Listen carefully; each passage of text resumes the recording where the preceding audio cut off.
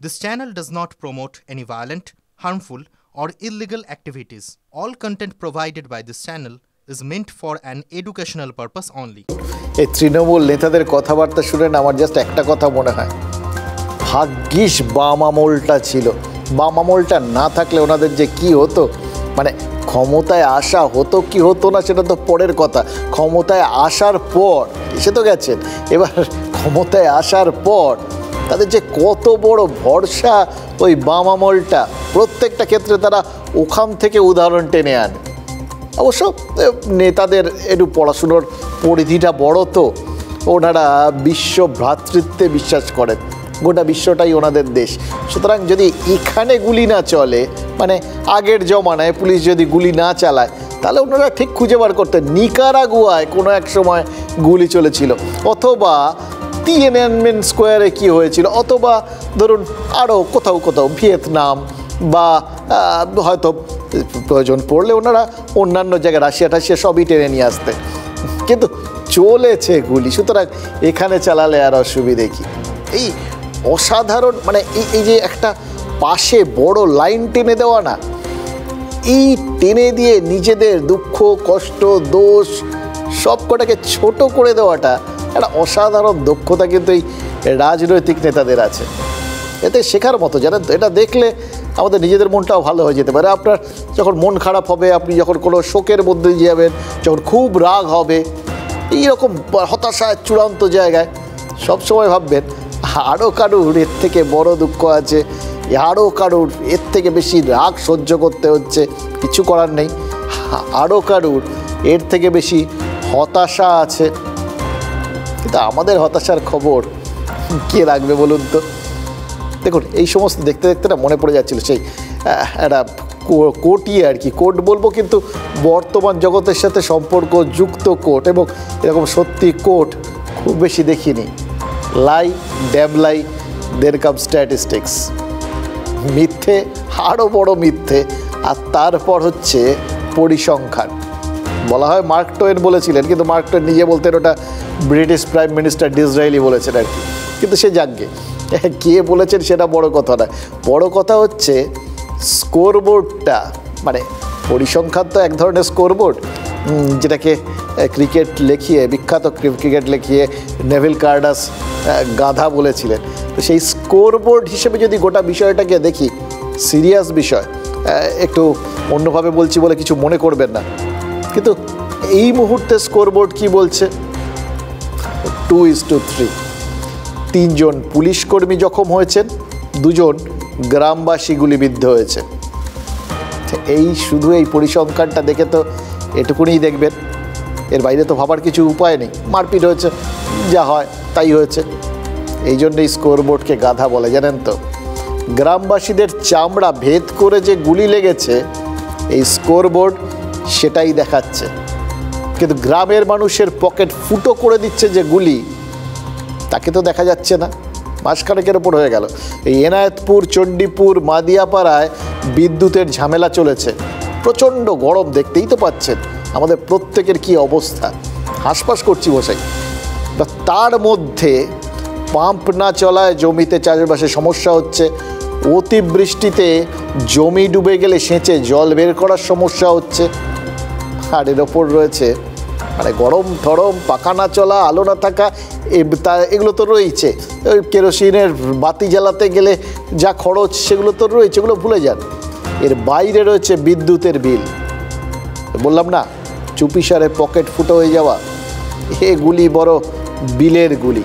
আমরা আপনাদের অবশ্য আগে দেখিয়েছি, আমাদের যে দর্শকরা জানেন এটা, বিদ্যুতের বিলে পশ্চিমবঙ্গ বিদ্যুৎ বন্টন নিগম কিভাবে ওই চোরা, মানে কি বলবো, অন্য কথাটা মুখে আসছিল কিন্তু সেটা নয়, বললাম না, কিন্তু একটা চোরাগোপ্তা আক্রমণ হানাচ্ছে, সেটা তো বুঝতেই পারছেন।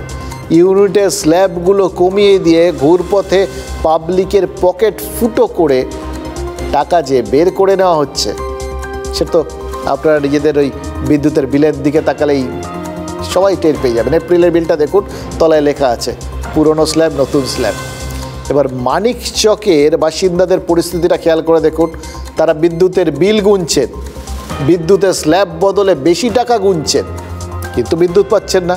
তারপরে পুলিশের বন্দুকের গুলি মাত্র 2 জন গ্রামবাসীর চামড়া ফুঁড়ে ঢুকেছে, তাদের সুস্থতা কামনা করি।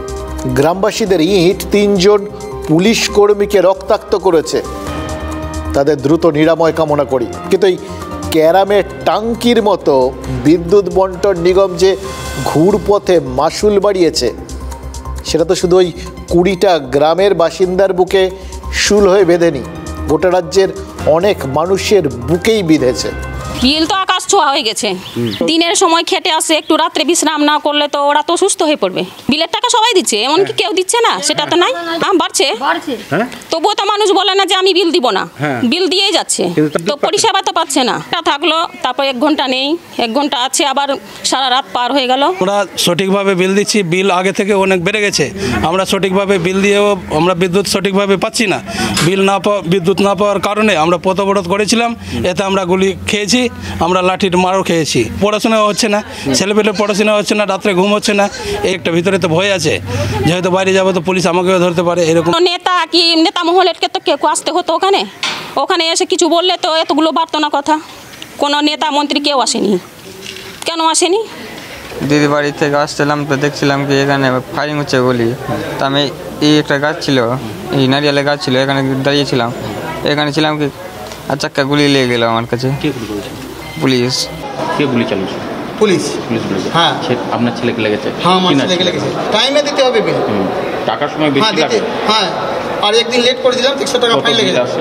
আমাদের একটা সময় আর কি যখন সিনেমা দেখতাম, তখন আমির খান মাধুরী দীক্ষিতের একটা সিনেমা দেখেছিলাম, দিল। তাতে অনুপম খেরের একটা ডায়ালগ ছিল, ওই সময় শোনা তো মনে আছে, যে থাপ্পড় চোখে দেখা যায় না, তাতে লাগে বেশি। ঠিক সেরকমই যে গুলিটা চোখে দেখা যায় না, তাতে কিন্তু চোট লাগে বেশি। এই মানিকচকের 20টা গ্রামের বাসিন্দাদের দেখুন, নিরস্ত্র গ্রামবাসীরা বিদ্যুতের জন্য এমন মরিয়া হয়ে উঠলেন যে পুলিশকে রক্তাক্ত করে ফেললেন, নিজেরাও রক্তাক্ত হলেন, গুলি খেলেন। কিন্তু সরকার তো বলে আমাদের রাজ্যে বিদ্যুৎ উদ্বৃত্ত, এখানে লোডশেডিং হয় না। তাহলে ওই 20টা গ্রামে গত 2 মাস ধরে কি হচ্ছে, ওটাই কি বলে? বিদ্যুৎ মন্ত্রী অরূপ বিশ্বাস অবশ্য একটা অদ্ভুত জিনিস জানিয়েছেন, জানেন তো? তিনি লিখিত বিবৃতি দিয়েছেন, সামনাসামনি না, লিখিত বিবৃতি। তাতে বলেছেন মানিকচকে যা হচ্ছে তা লোডশেডিং না, পশ্চিমবঙ্গের কোথাও লোডশেডিং হয় না। মাননীয় মুখ্যমন্ত্রী মমতা বন্দ্যোপাধ্যায় বাংলা অভিধান থেকে চিরতরে লোডশেডিং কথাটা তুলে দিয়েছেন। ভাবুন তো, অরূপ বিশ্বাস ঠিক কী বলতে চেয়েছেন? লোডশেডিং নেই নাকি লোডশেডিং শব্দটাই নেই? এবার যদি শব্দটাকে নিষিদ্ধ করতে চান তাতে কোনো সমস্যা নেই, এটা আমরা মাঝে মধ্যেই হতে দেখেছি। এই ডেঙ্গি টেঙ্গি, একটা সময় ডেঙ্গি শব্দটাই তো নিষিদ্ধ ছিল, তখন তো শুনতাম যে আমরা ওই নিষিদ্ধ জ্বর, নিষিদ্ধ না অজানা জ্বর, এরকম সব বিষয় টিষয় শুনতাম আর কি। তার বদলে এখন ডেঙ্গি শোনা যাচ্ছে, হয়তো সেটা অন্য কিছু ছিল, সেই বলবেন লোকজন এখন। ঠিক সেরকম যদি এই লোডশেডিংটার অন্য কোনো মানে হয়, মানে লোডশেডিংকে লোডশেডিং বলা যাবে না এরকম যদি হয়, বা ওই যেরকম ওই যারা বিভিন্নভাবে দুর্নীতি করে যারা চাকরিগুলো পেয়েছিলেন শিক্ষকের, তাদের যেরকম দুর্নীতিগ্রস্ত বা ভুয়ো নিয়োগ, এসব না, ব্যতিক্রমী নিয়োগ বলা হয়েছিল। কি সুন্দর ওই ভুয়ো শব্দটাকে সেই সময় অভিধানের বাইরে ঠেলে বার করে দেওয়া হয়েছিল। ঠিক সেরকম লোডশেডিংটাও যদি নিষিদ্ধ, অভিধানের বাইরে চলে যেতে হয়, যাক না, কি আছে, মানিকচকের বাসিন্দারা না হয় অন্য কোনো নামে ডাকবেন, কিন্তু তাদের ঘরে যে নামেই ডাকুন, আলো জ্বলবে না, পাখাও ঘুরবে না, ধান জমিতে শ্যালো চলবে না। আর তবুও বিদ্যুৎ মন্ত্রী বলবেন ওটাকে লোডশেডিং বলা যাবে না। ভাবুন তো, একজন মানুষের শরীরে প্রাণ নেই অথচ তার মৃত্যু হয়েছে বলা যাবে না, তাহলে তাকে কি বলা যাবে? অরূপ বিশ্বাস লোডশেডিংয়ের কোনো বিকল্প শব্দ এখনও স্থির করে দেননি। মানিকচকের বাসিন্দাদের জন্য হয়তো পরে পাঠাবেন, ওই এরপরের ইলেকট্রিক বিলের তলায় যদি লেখা থাকে তারা খুব খুশি হবেন। তবে হ্যাঁ, তিনি লিখিত বিবৃতিতে জানিয়েছেন যে মালদা থেকে মানিকচক পর্যন্ত 132 কিলোভোল্টের যে হাই টেনশন লাইন, সেটা করার জন্য 89টা টাওয়ার বসানোর কথা। সেখানে বসানো হয়েছে কটা? 86টা। 3টে মাত্র বাকি। আর ওই 3টের জন্যই মানিকচকে 2 মাস ধরে বিদ্যুৎ বিপর্যয় হচ্ছে। এবার এই 3টের কথাটা কেন বললেন, সেটা অবশ্য কুণাল ঘোষ আমাদের সামনে পরিষ্কার করে দিয়েছেন। এই 3টে মানে কখনো চট করে তো গাফিলতি কেউ স্বীকার করেন না, তো এই রকম গাফিলতি স্বীকার করে না, মানে 3টে বাকি রয়েছে এটাকে কেউ গাফিলতি বলে মনে করতে পারেন। কুণাল ঘোষ পরিষ্কার করে দিয়েছেন যে ওটা আসলে এই গ্রামবাসীদের আপত্তিতে করা যায়নি, সুতরাং দোষটা গ্রামবাসীদের।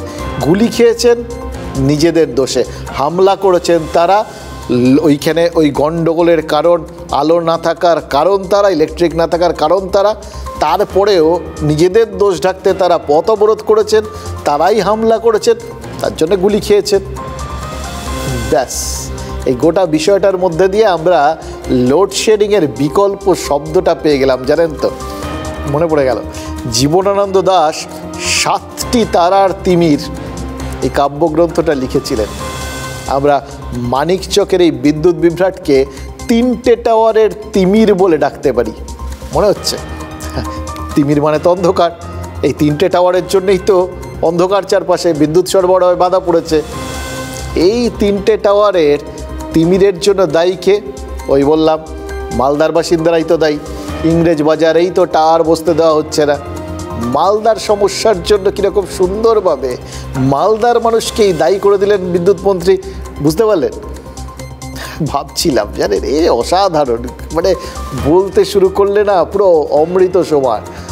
2000 বছর আগে যীশুখ্রিস্টকে শুলে চড়ানো হয়েছিল, নিজের শুল বা ক্রুশ তাকেই বইতে বাধ্য করা হয়েছিল।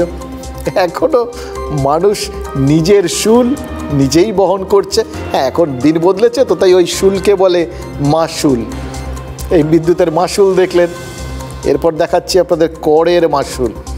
মধ্যবিত্তের রুগ্ন কাঁধে বিশ্বের বৃহত্তম গণতন্ত্র গেঁড়ে বসেছে, প্রাণ যায় যায় অবস্থা ওই মাশুলের ঠেলায়।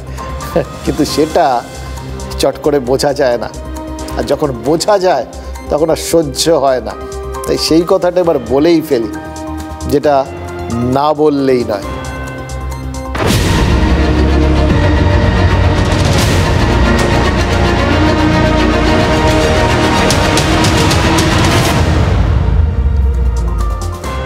আজকাল না কোনো শব্দ বলার আগে একবার জেনে নিতে ইচ্ছে করে এই শব্দটা বাংলা ডিকশনারিতে রয়েছে তো, মানে ছিল জানতাম, কিন্তু এখনও রাখা হয়েছে তো ক্ষমা ঘেন্না করে, মানে ঠিক সেরকমই জিজ্ঞেস করতে ইচ্ছে করছে যে কর শব্দটা বাংলা ডিকশনারিতে এখনও রয়েছে তো, বলা তো যায় না। কোনো মন্ত্রী হয়তো বিবৃতি দিয়ে দাবি করে বসলেন যে ওটা বাদ গেছে, কর বলে কোনো বস্তু নেই, কিন্তু নেই, কিন্তু আছে আর কি। মানে এখনও ঘোষণা যখন হয়নি ধরে নিচ্ছি ওটা আছে, কিন্তু সেটা যে কোনো সময় মানে ওটা আপনি ফিল করবেন, কিন্তু না থাকতে পারে। কিন্তু সে যাই হোক, আমরা বরঞ্চ আছে ধরে নিয়েই আপনাদের সঙ্গে কথাটা বলি। আচ্ছা, এই কর শব্দের অর্থ কি? ক্রিয়াপদ হলে কিছু করতে বলা বোঝায়, এটা কর ওটা কর। কর পদবীও হয়, আঙুলে আমরা কর গুনি। আবার একটা কর হয় যেটা পেটে আর পকেটে টের পাওয়া যায়, আয়কর। সেন্ট্রাল বোর্ড অফ ডিরেক্ট ট্যাক্সেসের হিসেব কি বলছে জানেন? 11 জুলাই পর্যন্ত প্রত্যক্ষ কর সংগ্রহ হয়েছে 5,74,000 কোটি টাকা, মানে প্রায় 6 লক্ষ হাজার কোটি টাকা। ভাবা যায়? 6 লক্ষ কোটি টাকা, প্রায় 6 লক্ষ কোটি টাকা। এবার গত বছরের তুলনায় এটা কিন্তু প্রায় 20% বেশি।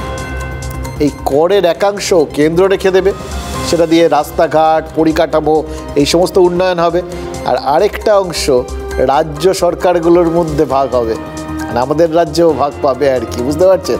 কেন বলছিলাম করটা থাকবে কি থাকবে না এরপরে বলা যাচ্ছে, মানে কর থাকবে, সরকার ভাগ পায় তো, কিন্তু শব্দটা থাকবে কি না সেটা নিয়ে লোকে খেপে যায়, তখন শব্দটাও কিন্তু ভ্যানিশ হয়ে যাবে, দুষ্টু লোক ভ্যানিশ। যাই হোক, কিন্তু সরকার যখন ওই ভাগটা পাবে তা দিয়ে রাজ্যে রাজ্যে লক্ষ্মীর ভাণ্ডার, লাডলি বেহেনা, সুভদ্রা যোজনা এই সমস্ত জিনিসপত্র হবে। রাহুল গান্ধী আবার বলবেন কেন্দ্রের এত আয়, দেশ জুড়ে এই গরিব মহিলাদের অ্যাকাউন্টে টকাটক 8,500 টাকা করে দেওয়া যেত না, আমরা এলাটিক দিয়ে দেবো। এবার প্রশ্ন হচ্ছে রাহুল গান্ধী যে খয়রাতির প্রতিশ্রুতি দেন বা কেন্দ্রীয় সরকার যে পরিকাঠামো উন্নয়ন করে, টাকাটা কার, কী দিয়ে করে? আমরা জানি যে সরকার করদাতাদের টাকায় চলে। এবার এই করদাতা কারা আমরা সেটাও জানি। কারা জানেন? আপনিও জানেন, অথবা ভালো করে ভাবেননি কোনো দিন, কিন্তু এটাই বাস্তব। করদাতা মানে হচ্ছে এই মুহূর্তে অন্তত মধ্যবিত্তরা। কেন বলছি সেটা আপনাদের একটু পরে ব্যাখ্যা করে দেবো, কিন্তু এটা বুঝে নিন মধ্যবিত্তদের টাকা দিয়েই সরকারগুলো দান খয়রাতি করছে। আর মধ্যবিত্তরা কি পাচ্ছেন? ক্যাচকলা। মধ্যবিত্তের জন্য কোনো ভোট ব্যাংক হয় না, তাই না? তাই মধ্যবিত্তদের কেউ কিচ্ছু দেয় না। খয়রাতির তালিকায় আমরা বাতিল, আমাদের সরকার কিচ্ছু দেয় না। নেওয়ার বেলায় 16 আনা। গত 10 বছর ধরে বাজেটে রোজগেরেদের করের ঊর্ধ্বসীমা বাড়ানো হয়নি, অথচ আমাদের চাপের পরিমাণ উত্তরোত্তর বেড়ে চলেছে।